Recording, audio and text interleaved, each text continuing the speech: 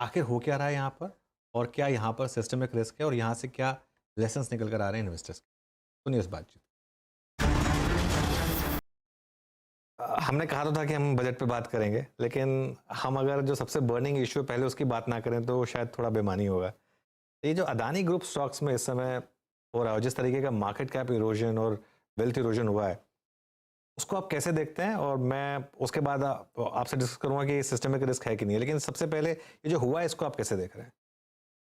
देखिए जो हुआ है उसको जो देखने का नज़रिया पहले तो मैं ये बता देता हूँ कि जैसे संयोग से आप समझो कि मेरा कोई भी अदानी ग्रुप के कोई शेयरों में मेरा इन्वेस्टमेंट कभी भी नहीं रहा है मेरा। ओके। और इसके लिए नहीं रहा कि मेरे को ग्रुप पे ट्रस्ट नहीं है। ग्रुप बहुत अच्छा ग्रुप है और एंटरप्रेन्योरशिप के अंदर में गौतम अदानी का कोई मिसाल नहीं है। वो बता रहे हैं, लेकिन ये हमेशा मेरे को ओवर वैल्यूड लगा। मेरे को जो शेयर्स की जो वैल्यूएशन है वो हमेशा स्काई हाई जो मेरे को ऐसे लगी, तो मैंने उन पर कभी मैंने उन पर काम किया नहीं।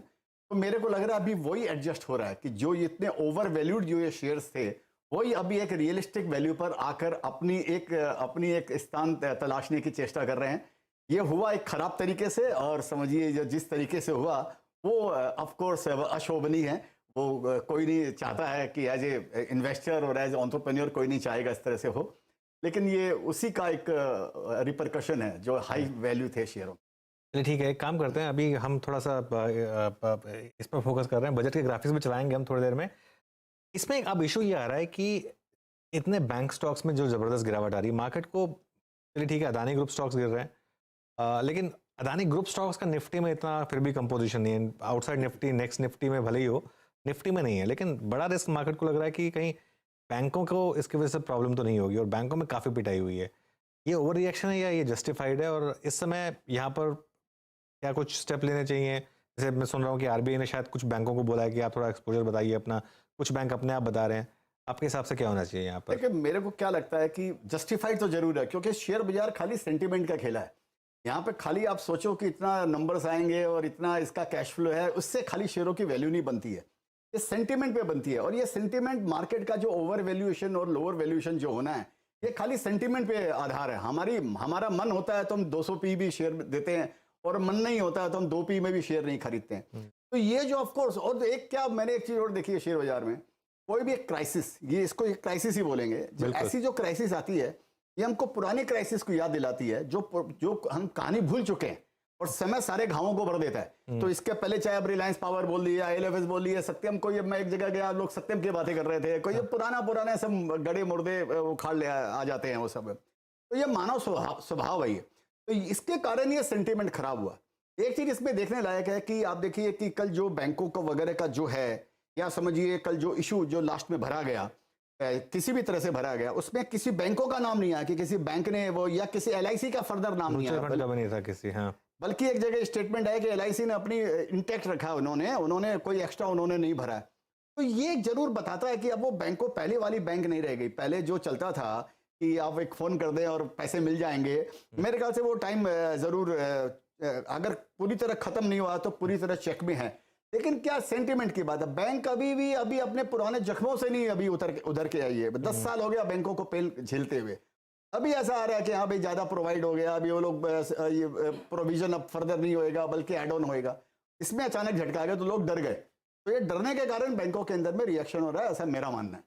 तो इस समय आप इसका फिर विजय भाई एंड गेम क्या देखते हैं? और क्या मार्केट जितना करेक्ट हुआ है यहाँ से और करेक्ट हो सकता है? क्या बैंक निफ्टी और यहाँ से 10-15% गिर सकता है, जो कि कई लोगों को आशंका लग रही है? देखिए 10-15% तो कोई खास बात नहीं है, क्योंकि ऑलरेडी बैंक 3 गुना 4 गुना पे ऑलरेडी नीचे से कई बैंक है जो 3-3 4-4 गुना अपने 52 वीक लो या 1-1.5 साल के लो से अब आए हुए हैं। तो 10-15% तो रेगुलर जो बाजार के अंदर में गड़बड़ आती थी उसी में 10% 15% शेयर्स गिर जाते थे। तो इस बोलकर उसका कोई महत्व नहीं है। और जहां तक ये कैसे खत्म होएगा ये मामला, ये गौतम अदानी के लिए अग्नि परीक्षा का समय है। और हर आदमी अपनी जिंदगी के अंदर में हर स्टेज पे एक न एक परीक्षा देते रहता है।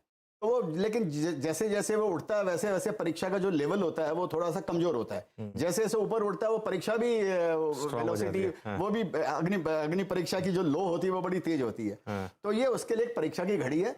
मेरे को लगता है ऐसा धीरू भाई अंबानी के साथ में भी हुआ था। अगर आपको याद होगा वीपी सिंह ने उनका वो आरपीएल या क्या वो उनका बॉन्ड का क्या उन्होंने कर दिया था, कन्वर्ट नहीं कर सकते। ये उनके जिंदगी में बहुत आए। मेरे को लगता है अदानी भी उन्हीं को फॉलो कर रहे हैं और आगे पीछे ये इसको और इनके लिए जिंदगी का सबसे बड़ी अग्नि परीक्षा है। कोई ना कोई ये रास्ता निकालेंगे। मेरे को पर्सनल एज ए लेमैन, देखो छोटा आदमी छोटे तरीके से सोचता है। अदानी की सोच मैं तो कभी सोच नहीं पाऊंगा आज के दिन जहां पर मैं खड़ा हूं। मेरे को लगता है आगे पीछे इनको अपनी एसेट को कहीं ना कहीं कुछ निकालना पड़ेगा, कोई ना कोई इनको बेचना पड़ेगा ताकि ये वो पैसा इकट्ठा कर पाए और जो बचा है उसी को आगे बढ़ाएं। तो लेकिन ग्रुप सरवाइव करेगा, ये आपका मानना है? मेरे को लगता है अपने सुनते हैं ना यार, वो गिरते हैं क्या शहसवारी मैदान जंग में, वो तिफल क्या गिरेंगे जो घुटनों के बल चले। तो ये उसके लिए ये उसके जीवन की सबसे बड़ी परीक्षा है और इसमें अगर एक ही परीक्षा में अगर वो हार गया तो ऐसे फिर एंटरप्रेन्योर क्या हुआ। तो इससे एक सीख क्या, जैसे आपने बोला कि आपने कभी इन्वेस्ट नहीं किया अदानी ग्रुप स्टॉक्स में क्योंकि वो महंगे थे। मुझे ना बहुत लोगों ने मैसेज किया, मुझे बहुत दुख भी होता है, मैं बता रहा हूँ। मैं जैसे अभी मैं ट्विटर पे पढ़ रहा था, मुझे किसी ने एक मैसेज किया विजय भाई कि ये 60 लाख रुपए गंवाए हैं किसी ने अदानी फियास्को में, और बोला जो 2 साल में मैंने कमाया था वो 5 साल में गंवा दिया मैंने। और क्यों 5 दिन में गंवा दिया? 5 दिन में गंवा दिया।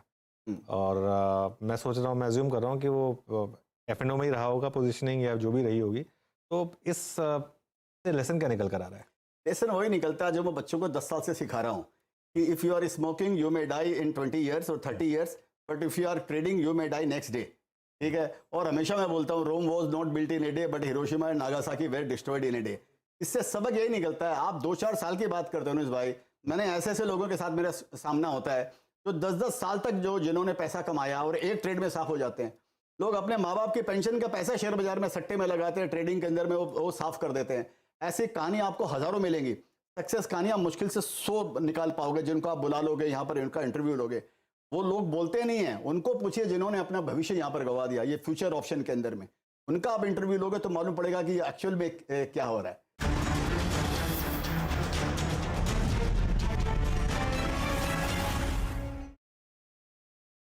चलिए मार्केट में इस समय फाइनल नंबर पर फोकस करेंगे। सुमित, गुड आफ्टरनून, बताइए कितना मार्केट कैप गिरा है? देखिए मेजर फॉल अगर इस पूरे ग्रुप की बात की जाए तो करीब हमने रफली 8-8.5 लाख करोड़, ये दोपहर 1:30 बजे तक के आंकड़े हैं क्योंकि इस ग्रुप में बहुत ज़्यादा वोलेटिलिटी है, इसलिए आंकड़े वहीं तक के हैं जहां पे हमने इसको फ्रीज किया। रफली 1:30 बजे तक के आंकड़ों में 8-8.5 लाख करोड़ रुपए के आसपास की मार्केट कैप इस ग्रुप की तरफ से वाइप आउट हो चुकी है, जिसमें ये ग्रुप 24 जनवरी को जब ये रिपोर्ट आई थी तो 19 लाख करोड़ के आसपास ट्रेड करता था। आज करीब 10.5 लाख करोड़ रुपए के आसपास इस ग्रुप की वैल्यू है। मेजर फॉल्स कहां पर आए हैं? मेजर फॉल्स के लिहाज से देखा जाए तो अदानी टोटल करीब 56% ये टूटा है और इस 56% में सबसे ज़्यादा बिकवाली आने वाले शेयरों में अदानी टोटल करीब 2,40,000 करोड़ रुपए के आसपास की यहाँ पे मार्केट कैप वाइप आउट होते हुए दिखाई पड़ी है। इसके अलावा अदानी एंटरप्राइजेस करीब 50% का डिक्लाइन यहाँ पर भी हमने देखा है और मार्केट कैप के लिहाज से देखें तो करीब 1,95,000 करोड़ रुपए की मार्केट कैप यहाँ पर भी इरोड होते हुए दिखाई पड़ी है। इतना ही नहीं, इसके अलावा जो 3 बड़े कंपनियां इस ग्रुप में जहां पर सबसे ज़्यादा मार्केट कैप का इरोजन है उसमें एक बिकवाली आपको अदानी ट्रांसमिशन में दिखाई पड़ेगी, अदानी पोर्ट में दिखाई पड़ेगी।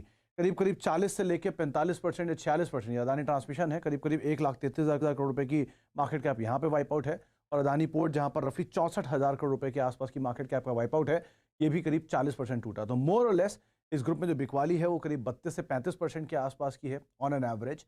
सबसे ज़्यादा फॉल जो है वो आपको दिखाई पड़ेगा अदानी टोटल में करीब 50 से 60% की रेंज में, और सबसे कम जो बिकवाली है वो एनडीटीवी में करीब 20% के आसपास डिक्लाइन वहाँ पर भी है। लेकिन मोटा ये पूरा ग्रुप की मार्केट कैप जो है वो करीब 8.5 लाख करोड़ रुपए तक की वाइप आउट हम ऑलरेडी देख चुके हैं इस रिपोर्ट के आने के बाद से लेकर अब तक। तो बड़ा झटका और बड़े लॉसेस देखने को मिले हैं, मार्केट कैप ही नहीं स्टॉक वाइज भी। आज भी वो दबाव का सिलसिला हावी है, हालांकि नेशनल लेवल से कुछ कोशिश होती रहती है, लेकिन आप देखिए अदानी एंटरप्राइजेस 3,112 का वो क्यूआईपी का लोअर बैंड, कल का जो हमने हाई देखा था वो 3,073 था और कल से आज में ओवरनाइट ऑफ कोर्स एफपीओ वापस कैंसिल किया गया रादर, और वो स्टॉक इस समय लैंग्वेज करता हुआ 1670 इनफैक्ट डे लो के आसपास इस समय फिर खड़ा है, करीब 22% के नुकसान पर। 7 दिनों में ऑफकोर्स 52% तक की गिरावट देखने को मिली है।